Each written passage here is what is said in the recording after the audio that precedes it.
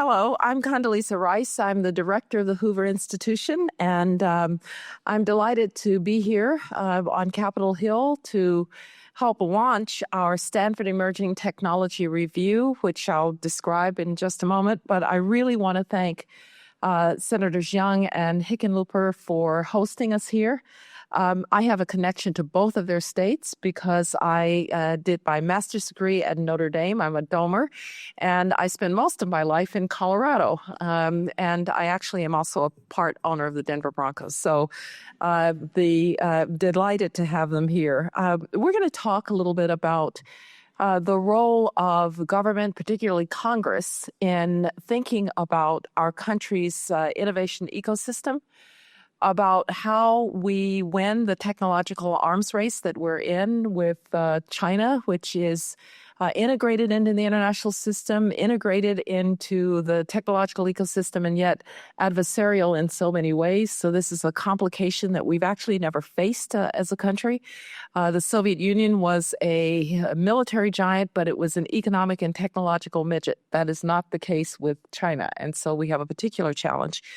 And I think that most of us would say that running fast and running hard in these frontier technologies is our best way to assure our economic security and our national security at a time when these frontier technologies are challenging every aspect of life. A little later on, after we have a conversation, you're going to hear from a set of folks who've been involved in the Stanford Emerging Technology Review. And what we've done is to go to people who are in the labs, at the bench, actually doing the leading edge work in these technologies. So we're not a group of political scientists talking about technologies that we don't understand. And so we will be able to introduce to you people, Fei-Fei Li from computer science, an AI specialist, one of the world's most renowned AI specialists, Alison Nakamura, who is a roboticist and works on the most advanced aspects of robotics. We will have with us Mark. Are you there? Yes, right. Mark is the chair of electrical engineering at Stanford University, and we'll talk to you about chips and also maybe a little bit on quantum as well. And Herb Lin, who is a physicist and a specialist on a number of technologies, including cybersecurity.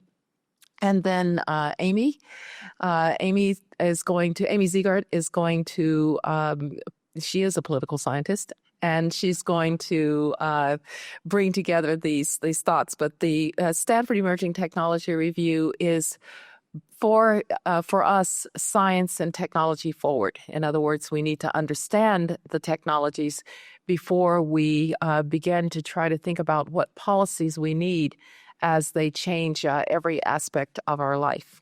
So, Senators, thank you very much. And I'm going to just start with a question to each of you, which is, how do you think about the world that we find ourselves in with these emerging technologies, these transformative technologies?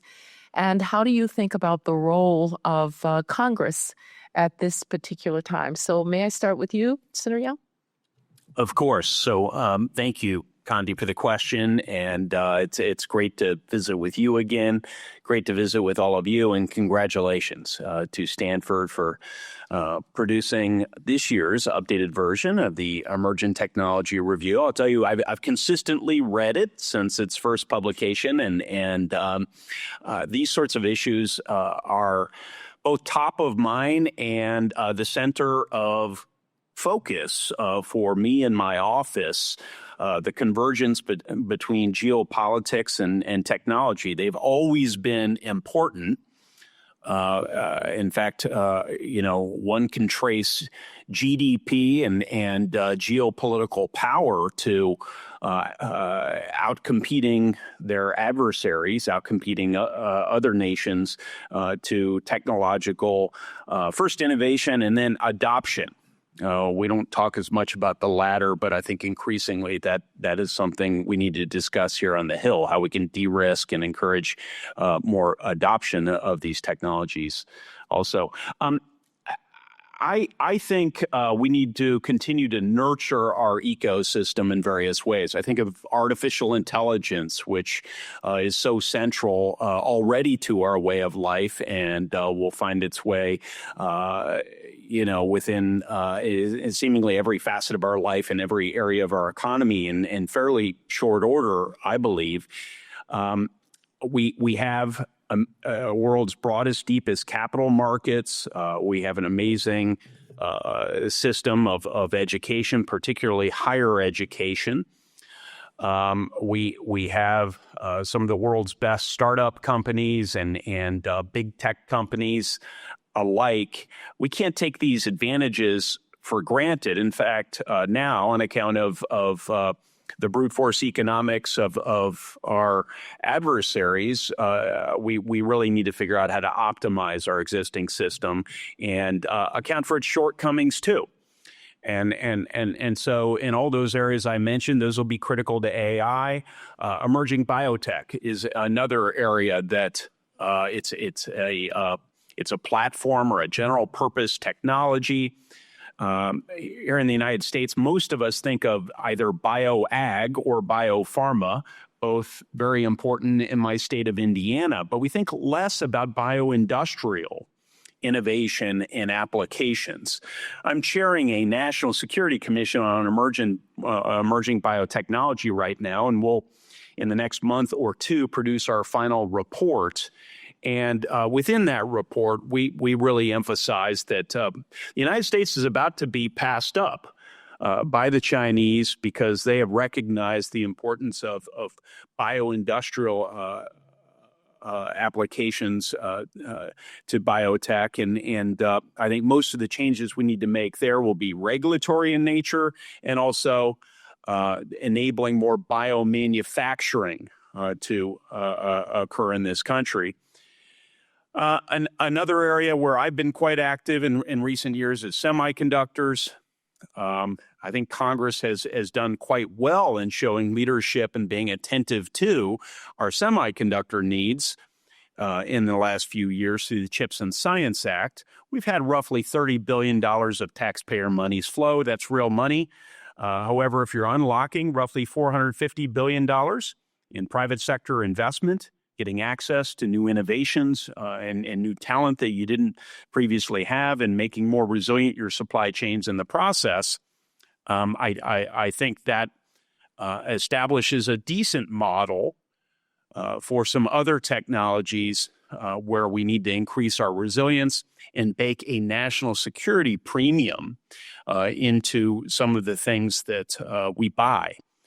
So, in short, I think Congress has a very active role to play. This is institutionally going to create some challenges for Congress. Congress needs to act. Congress needs to hold more hearings. Congress needs to realize that in each of the areas and many others in tech areas that I mentioned, we need upstream investment in research. We don't need to be cutting research right now. We actually need to be planting more seed corn for innovation and growth. And so it remains to be seen whether we step up and meet this moment as an institution, but I believe we will. Our minds are focusing. It's recently become fashionable to work on what is now, I think this is an accepted term, to work on economic security, a term that was not particularly embraced by many folks on my side of the aisle just a couple of years ago. And so I think that will incentivize more members of Congress to activate their interest in this field. What he said, there's little I can add. I will recognize that Senator Young has been a leader in the entire Senate, but in the entire Congress on this, and really was raising issues around our investments in scientific research and chips and the supply chains that are necessary for these things, big complex creatures that, if not nourished, become weak and have points of failure. So anyway, I want to recognize him as my senior in the Senate, which is very, very important. And I love the fact that Indiana is so well known as a place of innovation on so many different levels. I was just actually interviewing for a confirmation hearing the soon-to-be Secretary of the Air Force, who is a technologist, really a sharp guy. Shouldn't be saying these things out of school, but has been judging robotics competitions for 12 years. And there are 2 points about that I think are worth mentioning here. One is that he never sees someone in the competitions who's a senior. Right? In other words, if they don't catch kids at a younger age and get them involved in the robotics, they're lost. And they're not going to come join the team when they're a senior or pretty unlikely even as a junior. And the second part of that is that, and I think we see this all over, that kids coming out of rural backgrounds where they're still making things and fixing things themselves, you give them the training, the skills, the mathematics, the engineering applications, they're going to rise to the occasion again and again. And you're going to get a much higher probability of kids that are going to rise to that top level of research. Again, that's a very rare person. But we got to get a lot more input to be able to get those real giants. One of the great advantages we have over our Chinese rivals, I don't like using the word adversaries yet, but it's pretty real, is we have a market system and a system of research that is unmatched. But we haven't done a great job of making sure everybody's committed to this. We need I'm old enough to remember when there was Sputnik. The Russians put something in space, and we weren't even close. We weren't even thinking about it. And yet this country came together with the business community, with government, with our research capabilities, and in 5 years had 2 million people working on getting someone into space and then to the moon. I think we've got a Sputnik moment right now. And I think about things like the agricultural extension services. Almost every county has a building or two and has some work that goes on where kids are making things and learning how to solve rural agricultural problems. We should be ramping up investments there to make sure that we get more kids when they're in 6th grade and 7th grade and 8th grade and getting them excited about space and science and technology and what that's going to look like. Because the level of urgency that this country should feel isn't quite there. And I think Todd and others in the Senate have done a great job of fanning those flames. We've got a strong way to go. I look at AI. I mean, we've seen what happens if we let these really large companies, and I'm thinking specifically of some of the social networks, where we know that they are taking advantage of our kids and in many ways damaging young women and young men with their self-image just by feeding them things that they know are harmful, but it's a business now of attention. Attention's a product.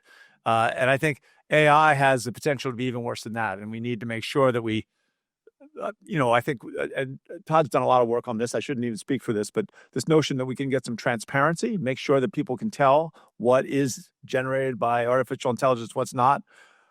We need a data privacy law that's national. Right now, we've got different states going out and deciding who does own your data and how do you control that. One thing we don't talk about enough is alliances. Again, to compete successfully, whether we're talking about AI or quantum computing is a big, I know that there's a big hub in Indiana. There's a big hub in Boulder, Colorado. These hubs are going to be very, very successful and powerful, but they're only going to be successful if there are alliances that they create as hubs with other hubs and with other countries. The European Union, some of the research that's going on in Europe is vital to our successful or our ability to successfully address this issue. And then we also need independent valuations of all as we go through these changes with AI, and I think it's true of almost all the technologies, true with the microbiology and all the genetic work that's going on. I mean, so much is happening. It is the most amazing time. Sometimes I see people get depressed because they feel that the change is happening so fast and they feel that they're losing control. This is the time when we have to redouble our optimism and our efforts to make sure that we don't let that happen and that we get more kids excited and really involved and make it work for them in whatever way that takes. And I also want to just thank Condoleezza. Her, it's a funny story, but she and Madeleine Albright both had essentially the same father in a funny way. That's not a fair way to say it, but they both studied at the University of Denver and learned their international diplomacy, sharpened their skills at Colorado. So we claim her proudly, even pre-football. But thank you to Condoleezza here and the Hoover Institution, obviously Stanford, one of the greatest schools on earth. Thank you so very much. And thank you for really, I think, sharpening now the issues that we need to address as a country. And I will say I'm very glad to say that a couple of years ago, I think there wasn't as much attention here on Capitol Hill. I do believe people are beginning to do that. I will say I agree with you about Senator Young going all the way back to Endless Frontier when we talked about that. Really having a cohort of senators, congresspeople who care about these issues because they very much are interwoven with education, as you've mentioned, Senator Hickenlooper. They're woven with the issues of our economic growth, and they are woven into issues of national security. And so it's all the aspects of our lives, not to mention healthcare and agriculture and so forth. And so I think this has been a wonderful opening for a session. I just want to say that you're about to hear from, in addition to Amy and Herb, three of Stanford's most eminent scientists, engineers. I mentioned them before, Fei-Fei Li from computer science, and Alison Nakamura, who works in robotics, and Mark Horowitz, who also does double duty as the chair of electrical engineering. But because we are going to bring them up, I just want to make one other point, which is that universities have been core to our innovation infrastructure, innovation ecosystem. It is why we are who we are in the leadership that we have.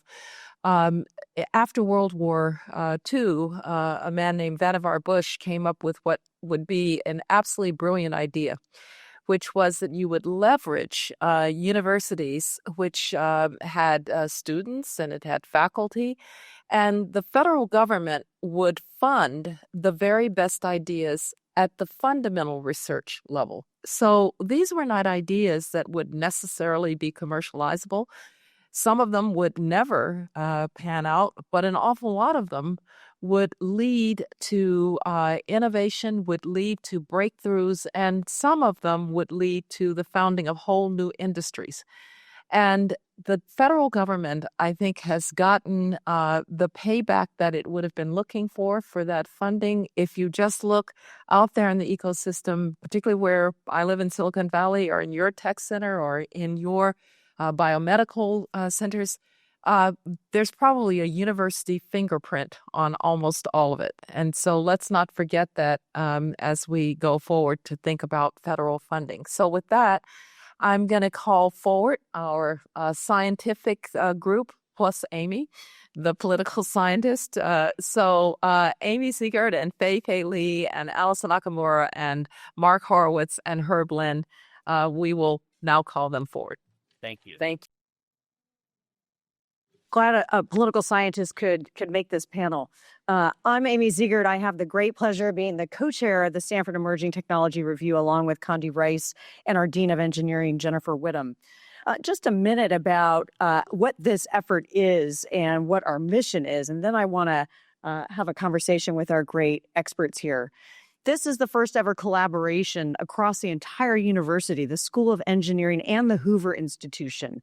We have 100 faculty across 40 different departments and institutes in engineering, social science, and policy experts working together in a multidisciplinary team to better understand what's happening in our labs, what's happening in our companies at the speed of relevance. What are the policy implications, and how can we better inform policymakers here in Washington, policymakers in states across the country, policymakers in the private sector about what these technologies are, what's hype, what's not, what's next, and to do it in a way that can help policymakers make better decisions.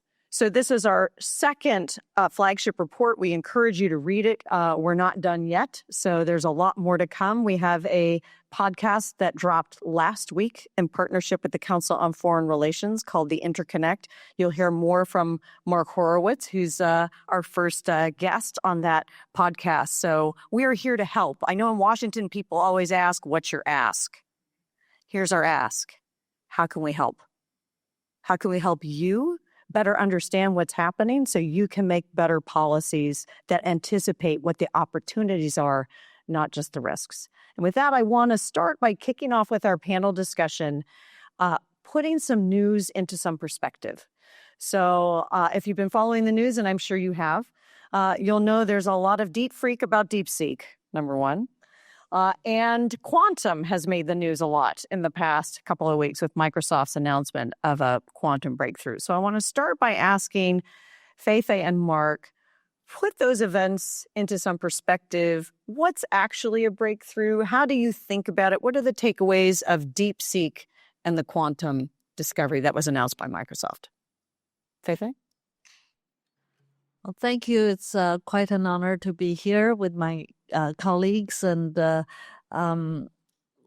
yes, there is a lot of news about AI. And Amy didn't miss a beat. Just start with DeepSeek. I think that the context of this is that there has been a lot of progress in AI. I was at the Paris AI Summit last week. I share with the audience that AI is, in my opinion, a civilizational technology because it's the new compute.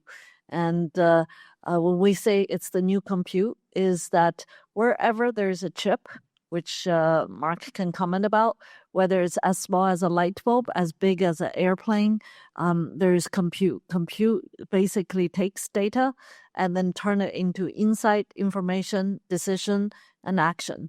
And AI is the new language of compute. It'll prevail across all industries, whether it's healthcare, education, agriculture, manufacturing, energy, and all that. So, and then what is really exciting in the past few years, especially with the large language models, is that this is the first coming of age of this technology that's about more than half a century old, that is reaching to the hands of consumers and industry. Large language model has taken the world by storm. That suddenly, whether you're a software engineer or just someone at home wanting to look up a recipe, can use this language. And many businesses now are embracing large language based products and services. So in that context, DeepSeek is a large language model that was open sourced.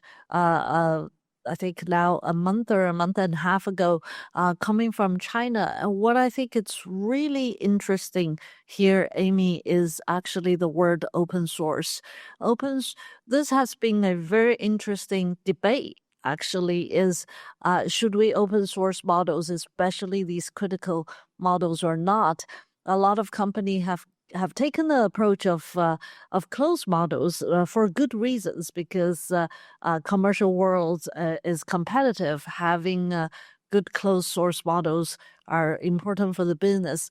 But an open source model coming not from the U.S., we have had open source model from Europe as well, but really speak of this global moment of how incredibly competitive as well as exciting this technology is, and it really cuts across borders. It also reminds us of all the, not only commercial but geopolitical issues. So I think that is really the context of DeepSeek, is the story of an open source story. Great, thanks, Mark. Quantum. So the thing about emerging technologies and new technologies is there's often many hurdles you have to get to before you get to be really useful. So quantum computing has an enormous promise, but manufacturing them and making them useful is actually a very difficult task. So if you look at Microsoft's announcement that came out recently about their topological qubit, was an amazing advance. They've been trying to get this phenomenon demonstrated for many, many years and haven't been able to do it. So they published a paper in Nature saying, oh, we see it. It's actually there and we can manipulate it. Okay. So it's in Nature, and I'm an engineer, and engineers joke about papers in Nature about devices that don't really completely work yet, because you're just getting the basic physics to work. And so it's an amazing advance, truly impressive. Don't take that to mean that tomorrow they'll have this amazing quantum computer, because from getting a device and the phenomenon located, there's a lot of work that you have to do to basically build that up. Right now, there are many different possible base technologies in which to build quantum computers. There's neutral atoms, sometimes called cold atoms. There's superconducting, and there's trapped ions. And then there's another group trying to do photonic quantum computing, right? At this point, it's not clear which of those base technologies is really going to be the most successful, okay? Topological qubits are another way of doing it. In theory, they have much better properties if you can make them reliable. And Microsoft just made this major advance, but they still have to demonstrate the reliability and the other part of engineering, which is still stuff to go. So, be careful about taking a scientific advance in one step and extrapolating to where it's going to be, because oftentimes there are other hurdles that happen along the way. So I want to pick up on something that Condi said at the end, which is, let's not forget the innovation model from the 1940s that made the United States an innovation superpower. So Allison, if you could comment on this. So oftentimes we don't even realize the fundamental research on which the things we use every day relied from decades ago. The seed corn that was planted decades ago, giving rise to commercial innovations that we use today. So one example is the cryptography that secures data, for better or for worse, on the internet, relied on decades of academic research funded by the federal government in pure math. That's the story of CubeSats. It's the story of artificial intelligence. It's the story of the COVID-19 vaccine. Decades of academic research funded by the federal government, then giving rise to commercial investment and innovation in the private sector. So, Allison, you run a really interesting lab, and you're involved in really interesting robotics projects at the forefront of your field. Can you give us a sense of what is this thing called fundamental research? How does federal funding actually work in your life? Yeah, sure. Thanks so much, Amy. And it's really an honor to be here. So yes, I run a robotics lab, and a lot of the work that we do is in the field of medical robotics. And we have funding from a combination of sources, a little bit of funding from industry, but often that funding is very short term. It maybe lasts 1 year. And as soon as you get such a grant, you're thinking about where does the next year of funding come? Most of my lab is sponsored by the National Science Foundation of the National Institutes of Health, which would give us multi-year projects, sometimes up to 4 or 5 years, to allow graduate students and even undergraduates to engage in research that is a little more long-term and forward-thinking. So one example I can give of a project that is a large collaboration within different faculty, and it's very interdisciplinary at Stanford, is an ARPA-H sponsored project to 3D print a human heart. Now, an interesting story behind this is a heart seems like a complicated thing to 3D print, but that's actually where you begin, because it's one of the easiest organs in terms of the number of different types of cells that you have to have and the structure that you need to create. But that still is a big challenge. And so what faculty at institutions like Stanford and around the world do is we gather interdisciplinary expertise, which you can do across universities and across departments and schools, so that you can bring people in different fields together in ways that might be very hard to do at companies or in other types of environments. And so, for example, for 3D printing a heart, we need to produce millions of cells and have new technology and bioreactors that actually generate the cells that you need to print.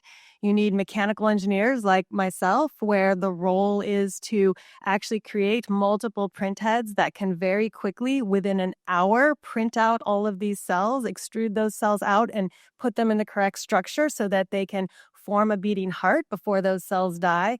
And then you need doctors, actually, surgeons and other clinicians who understand how do you actually, how does this affect the human body? How can you actually move forward to clinical applications?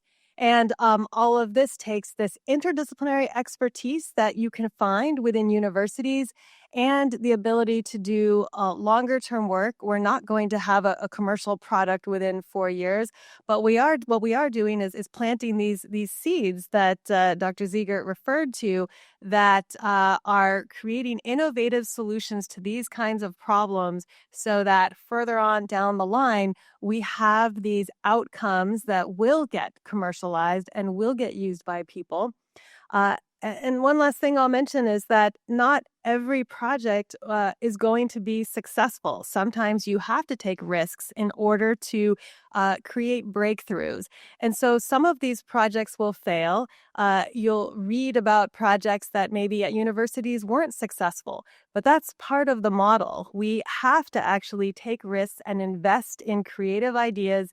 And those are the things that academics can do. And eventually, even if it's a small percentage of them, if they come to fruition, that original funding can help. And I'll leave with one last example that everyone has hopefully encountered. There was a government-sponsored digital libraries project many years ago. And you may not have heard of this, but everyone has heard of Google, which used those search and indexing technologies developed under digital libraries to eventually become something that has really improved the lives and touched Americans of every type. Thanks. So, Herb, I want to turn to you next. So, if you pick up a copy of the report, and we have a lot of them, so I encourage you to take one with you on your way out the door if you haven't already, you'll see that our report covers 10 major emerging technology areas. Now, you can draw the lines in different ways, and we anticipate that those 10 will change over time because science never sleeps, right? But there are 10, and as a starting point. And one of the key things in this report, and Herb really wrote this section, was that you can't look at individual technologies in isolation. We have to think about how they fit together. This is a moment of convergence. There are approaches to technological innovation we need to understand across these technologies. We call that chapter creatively cross-cutting themes. So, Herb, talk about some of the most important insights that you got in looking across all of these 10 technologies that folks here should be thinking about as they're thinking about what kinds of policies to make. Thanks. Professor Akamura already teed that one up. The interdisciplinary nature of the work that she does to do heart. You need to draw on expertise from a large number of fields. We see this as we look at the different emerging technologies in the report. One of the most striking things is how they all interact with each other. Not everyone for everyone, but so for example, if you look at energy technologies, for example, AI is an important thing. Material science is an important thing. Space technologies feed that. If you look at robotics, we just heard a spiel on how different technologies and scientific expertise play into that. So the idea that you can focus on one area and say, this is the important area and neglect the rest, that's not a way of winning any kind of race. I think a second thing that we looked at was how to sustain innovation across all of these fields, and overwhelmingly the thing that comes out from talking to our faculty and others on it is the importance of talent. Talent can't be produced on demand. Okay? It takes a long time to develop talent. For the United States to obtain talent, it comes from two places. It comes from domestic, sources, and it comes from foreign sources, right? Those are the only two places that they come from, and we're failing on both of those.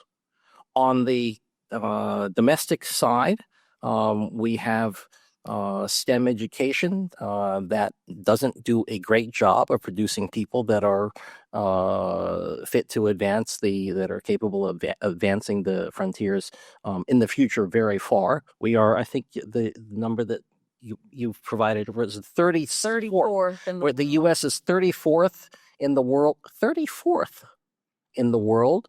On the various STEM proficiency indicators. Massachusetts is the number one state in the country. If it were a country, it would be number 16. So if everybody were as good as the best state in the United States, we would still be just number 16. That's not a position of leadership. So that's one thing. And in terms of foreign talent, we make a practice of importing graduate students. We get graduate students from all over the world, and then when they get their PhDs, we kick them out. We go out of their way to kick them out.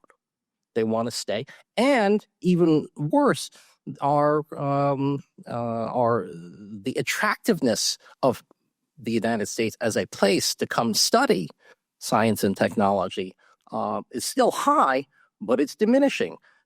You have been talking, you had a student, Dr. Ziegert, about this. So I have a researcher who just compiled exhaustive data on every author of the DeepSeek paper. And what she did is she also looked at the authors of all 5 papers released by DeepSeek. And she tracked how many authors were on how many papers and what their backgrounds were. Where did they study? Where did they work? What countries were they in? And what she found was, in looking, this is all unclassified data, what she found in looking at them is there is a homegrown talent story here to DeepSeek, which is over 100 of the 200 authors on that last DeepSeek paper studied and worked only in China, nowhere else. So the myth is that foreign talent comes to the United States, gets trained up, and then leaves and takes that knowledge with them. Homegrown talent in China, because students in China do not need to come to the United States. There are first-class universities, technical universities in China that can train them. There's a lot of other interesting data in there, the ones that got away. How many of them actually came to the United States and then left?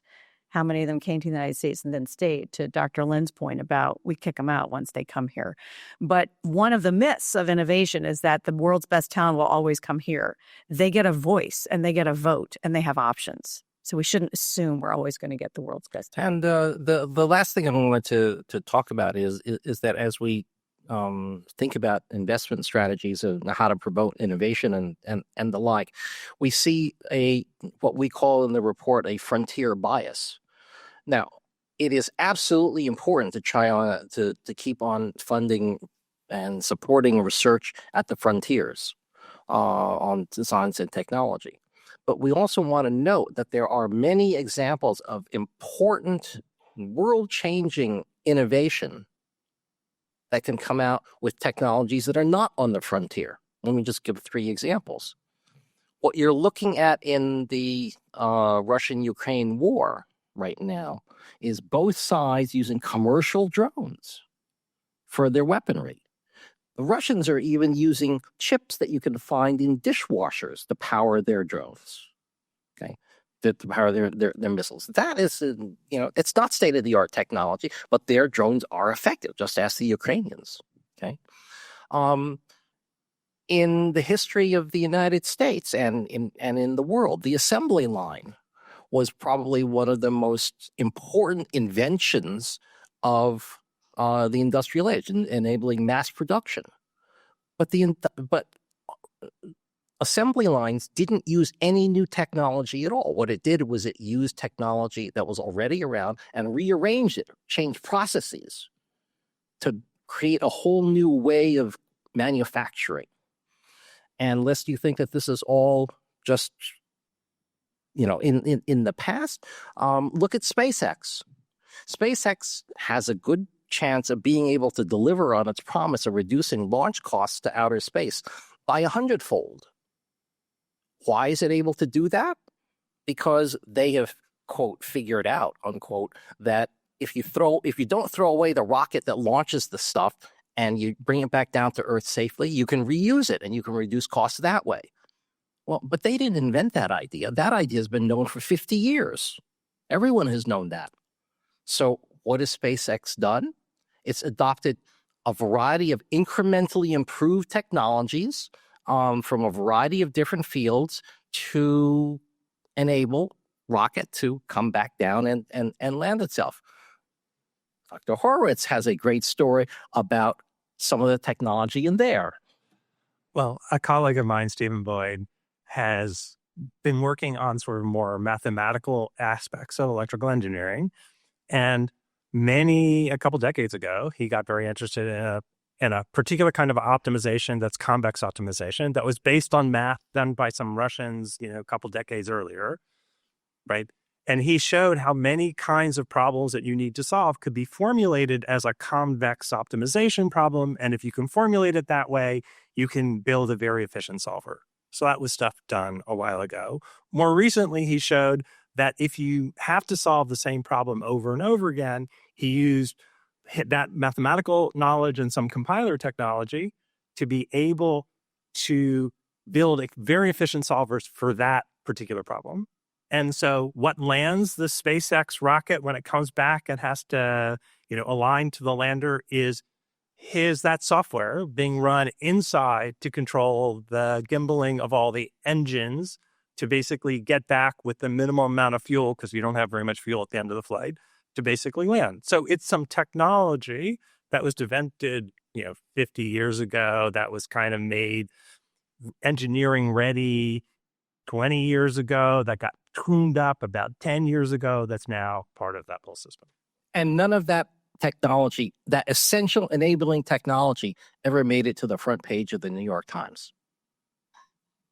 Transformational, but not on the frontier. Right.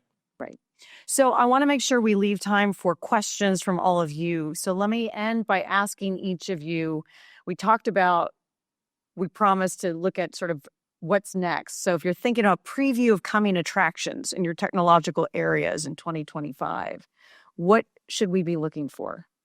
Feifei, why don't we start with you? I think AI will continue to be very exciting, especially the application of AI models, especially the language models, will start to blossom in many, many areas, and we'll see it to be augmentative to so much work that is out there. Beyond language, I think we're going to see very interesting technology coming in spatial intelligence for everything that is complementary to words and sentences. It's those models that could understand and reason and generate pixels, videos, 3D worlds, and that will empower so many applications in robotics, in manufacturing, in entertainment, and all that. So AI is still a young field, but it's already coming of age and showing so much application, and we'll continue to see that growth. Great. And I'll pick up that thread and mention some things about robotics, both on the brain side and the body side. One way you can think about robots is their physical intelligence. They're building on the type of AI that Feifei spoke of in order to do useful work in the physical world.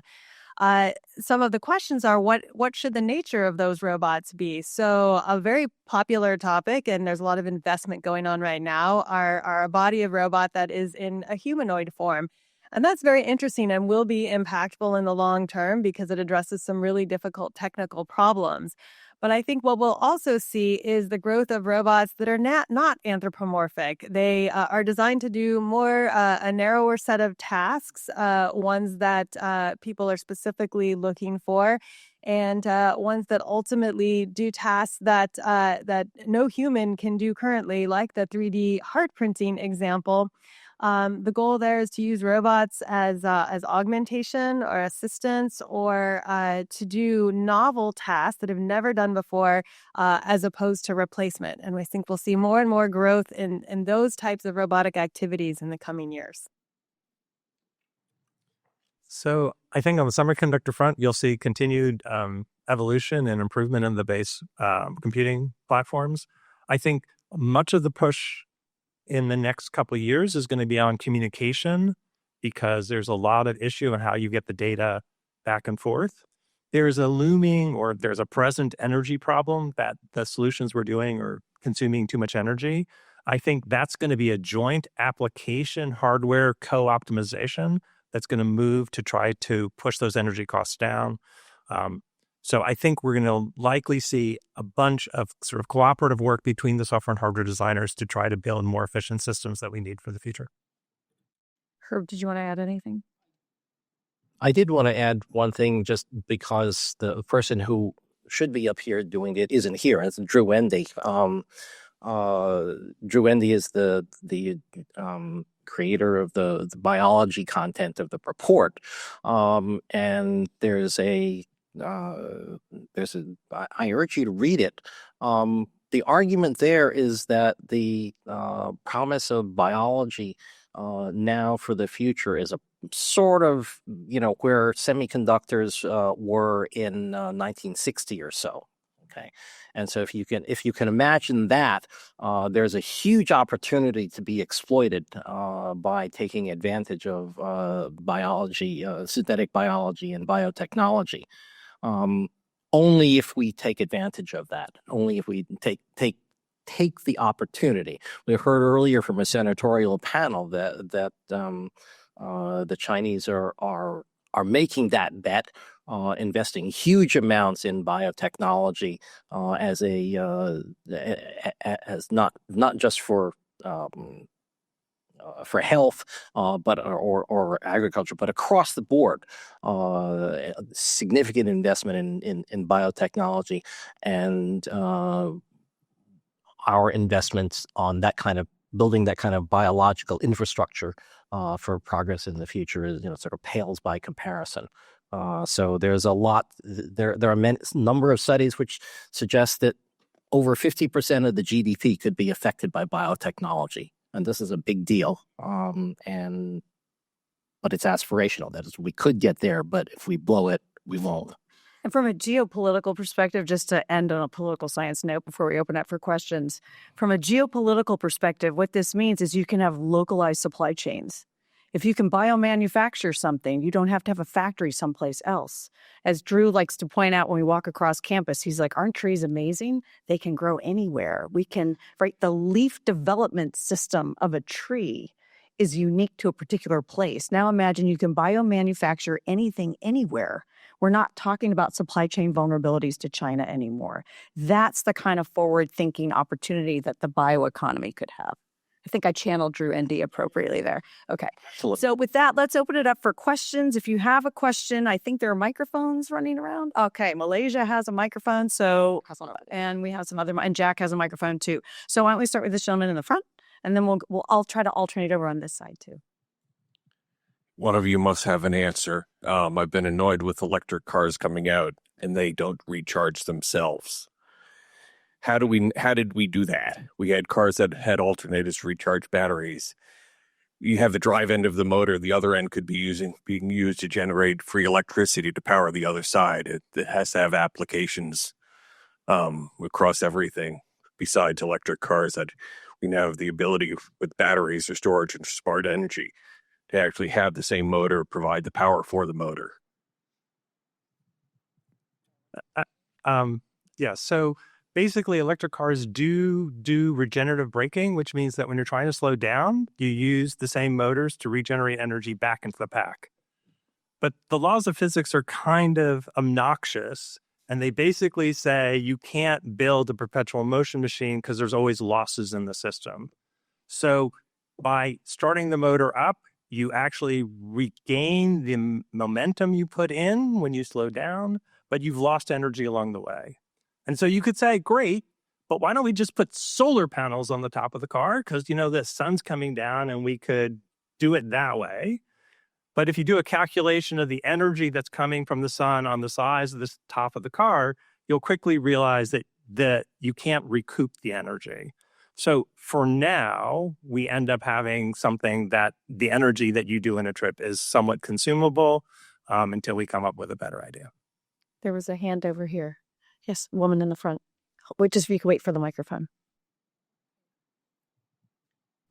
This is for Dr. Horowitz about quantum computing. I understand that Finland is one of the countries at the top in terms of quantum computing, but also here in the United States, I read that Google already reached the level of 1,000 qubits.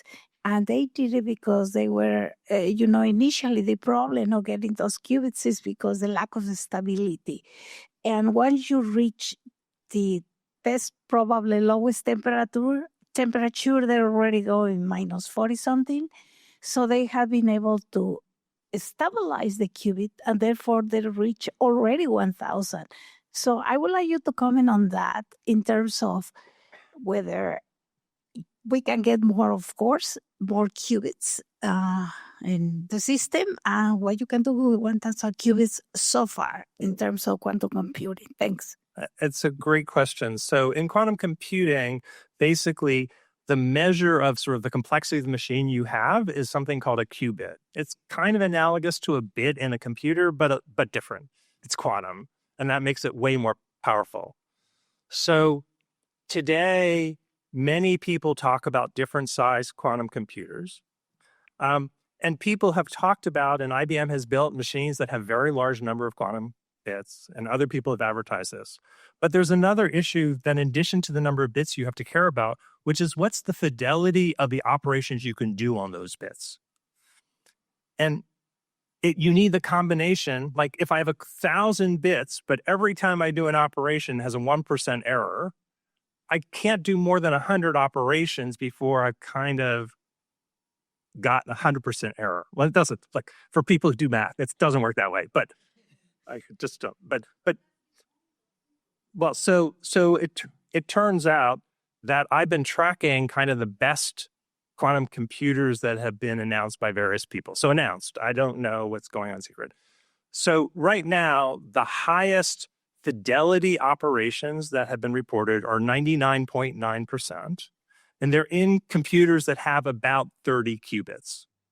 Okay, Google has announced and demonstrated chips that have on the order of 100 qubits, and their fidelities are 99.5 or 7, something. I don't have the data in front of me. People have demonstrated cold or neutral atom configurations that have 1,000 qubits. So I don't think that was Google. I could be wrong, but I don't think so. But they haven't been able to do operations on those qubits yet. So there has been advances, and I've been tracking this since 2018.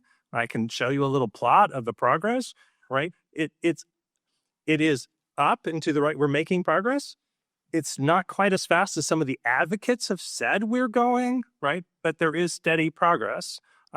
But we're still at the point where the machines are relatively small. And it's not like those machines can do anything useful yet. So that's kind of where we are today.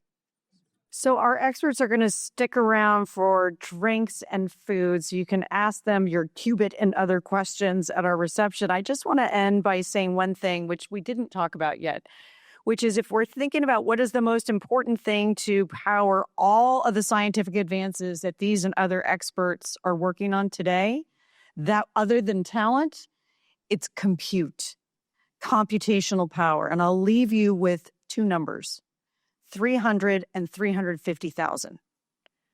Princeton last year had to go into its endowment to buy 300 of the most advanced NVIDIA chips, which power scientific discovery. The same year last year, Meta announced they were buying 350,000 of the same chips. You want to know what the national infrastructure is for national security and economic development today? It's compute. It's what the highway system was in the 1950s that Eisenhower developed, national security and economics.